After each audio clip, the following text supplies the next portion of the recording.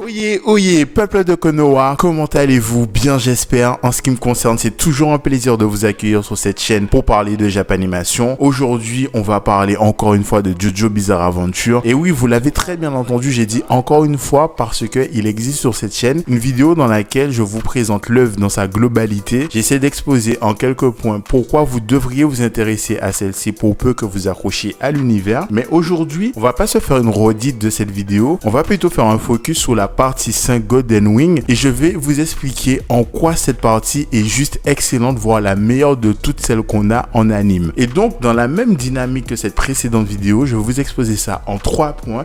Et donc j'ai envie de vous dire trêve de bavardage et intéressons-nous au cœur du sujet.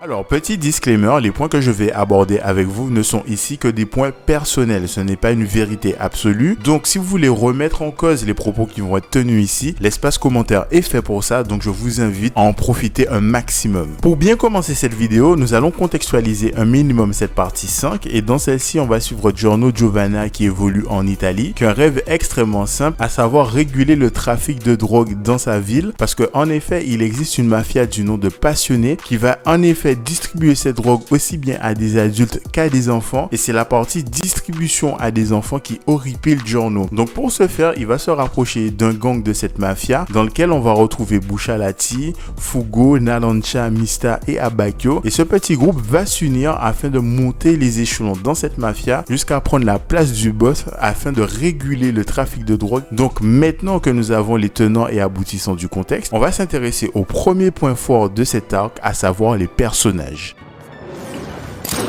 Alors, selon moi, les personnages principaux de cette partie 5 de JoJo sont les meilleurs personnages principaux que nous ait servi la série à ce jour. Et c'est pas tant que les gars ont débarqué avec un niveau d'écriture tellement incroyable qu'ils ont bouleversé le game, pas du tout. Ils sont juste arrivés avec une notion extrêmement simple, à savoir un background présenté sous forme de flashback. En effet, pour chacun des membres du gang de Buccialati qui nous est introduit, dont Buccialati lui-même, nous avons un petit point sur son enfance jusqu'à son adolescence, mais surtout jusqu'au moment facidique où ils finissent dans la rue parce qu'ils ont ça en point commun. Et là, on a Buccialati qui débarque et qui va les recueillir au sein de son gang. Et ces flashbacks et ces backgrounds ne sont pas juste là à titre informatif pour nous dire ok, les personnages que vous allez suivre ont une histoire avant celle qu'on nous raconte. Pas du tout. C'est-à-dire que dans un premier temps, nous allons déjà avoir une résonance plus ou moins forte ou faible de ces actions passées sur le scénario qu'on est en train de suivre actuellement en fonction de l'importance du personnage. Mais surtout, ça va donner de la contenance et du relief au personnage qu'on est en train de suivre. Et pour moi, ce sont des choses qui faisaient défaut au JoJo précédent. Et donc, ce qui fait que quand je vais essayer de me rappeler des personnages de cette partie 5, que ce soit Fugo ou Narancia, je vais me rappeler d'eux au-delà de leur fonction au sein du scénario. À titre de comparaison, si je devais prendre la partie 3, je me rends compte assez rapidement que quand je songe à ces personnages, je ne me rappelle que de leur fonction. Prenons l'exemple de Kakyoin, je vais me dire, ok, c'est le mec avec le stand vert qui peut plus ou moins s'étaler à plus de 50 mètres ou 20 mètres de distance. Et c'est aussi le gars qui a aidé à découvrir le pouvoir de Dio. Au-delà de ça, je me rappelle pas de lui et je ne suis pas plus particulièrement attaché à Kakyoin. Alors que de l'autre côté, dans la partie 5, on va découvrir un personnage comme Fugo. On va se rendre compte que c'est un gamin qui avait un QI extrêmement élevé, qui a sauté tellement de classes qu'il s'est retrouvé à l'université et arrivé à cette université, il a failli se faire agresser par l'un de ses professeurs. Il a dû se défendre et pour autant, ses parents l'ont renié parce qu'il a tabassé le prof qui a essayé de l'agresser. Et donc déjà là, je me rappelle de Fugo au-delà de sa fonctionnalité, à savoir être le cerveau du groupe. Et c'est là que je me dis,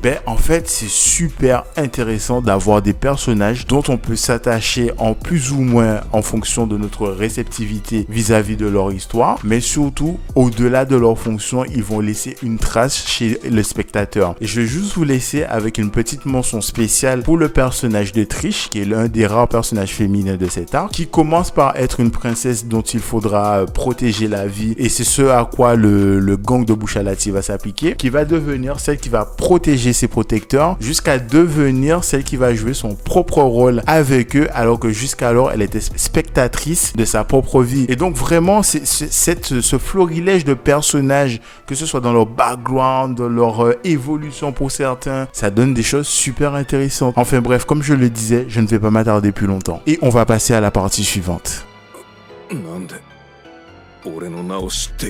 Alors, afin de poursuivre mes éloges sur cette 5e partie, pour le point suivant, on va s'intéresser à la narration. Et en effet, je trouve que Goldenwind s'émancipe énormément de ses prédécesseurs par rapport au poids et à la présence des Joestar. C'est-à-dire que dans cette partie, on va s'intéresser au fils de Dio. Et c'est vraiment rafraîchissant. C'est simple comme idée, mais vraiment rafraîchissant parce que si on se fait un petit topo de ce qui s'est passé avant Giorno, on se rend compte qu'on était avec Jonathan Joestar lors de la première partie. Pour la deuxième partie, on était avec son arrière-petit-fils, j'ai nommé Joseph Joestar. Pour la troisième partie, nous étions avec le petit-fils de Joseph, j'ai nommé Kujo Jotaro. Et pour la quatrième partie, ils ont été carrément chercher le fils illégitime de Joseph, Ushigata Josuke. Et donc, ça fait énormément de Joestar dans la sphère. Et moi, je trouve que Goldenwind vient s'inscrire comme une pause qu'on a bien méritée pour bien souffler, mettre de côté les Joestar et vraiment nous proposer un scénario qui va s'émanciper des ombres du passé. Et je trouve ça trop bien.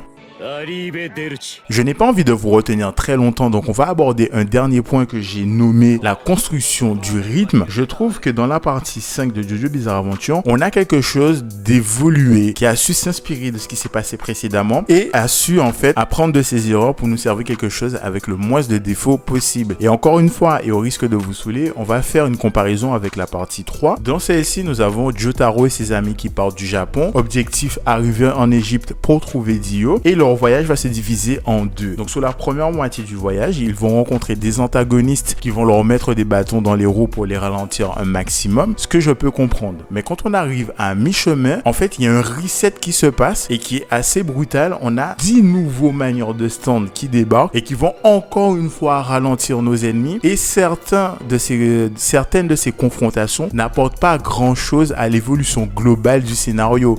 Là, vraiment, il y a un côté assumé dans le fait de ralentir et de rallonger la narration et ça nous donne droit à des confrontations du style Jotaro et Sahamon qui affrontent un stand qui s'appelle la roue de la fortune, qui est une voiture qui va littéralement les empêcher de conduire correctement. Fondamentalement, je regarde ça à la fin de l'épisode, il s'est pas passé grand chose. Est-ce qu'il y a une pièce du puzzle qui s'est agencée nous permettant de comprendre là où on va? Pas du tout. Alors que dans la partie 5, on a exactement le même grand objectif, à savoir trouver le boss de fin. Sauf que là, à chacune des étapes du voyage, nous allons avoir des sous-objectifs à cette intrigue principale et chacun de ces sous-objectifs va nous amener littéralement une pièce du puzzle qui va constituer le tableau final nous menant à notre objectif. Et ça, c'est beaucoup plus intéressant et surtout, ça donne lieu à des confrontations qui à chaque fois mettent une forme de tension que moi, j'ai beaucoup plus ressenti dans cette partie 5 que dans la partie 3. Donc, je vous ai exposé mes idées et mes points de vue de façon assez succincte, je vous le concède, mais de façon relativement claire pour qu'on puisse échanger en commentaire. Donc, si vous voulez qu'on détaille la chose, n'hésitez pas à venir, je serai là pour répondre et n'hésitez pas à me dire qu'est-ce que vous avez pensé de la vidéo, qu'est-ce que vous pensez de JoJo, quelle est votre partie préférée et pourquoi. Donc, d'ici à ce que ça se produise, je vous souhaite une très belle et longue vie.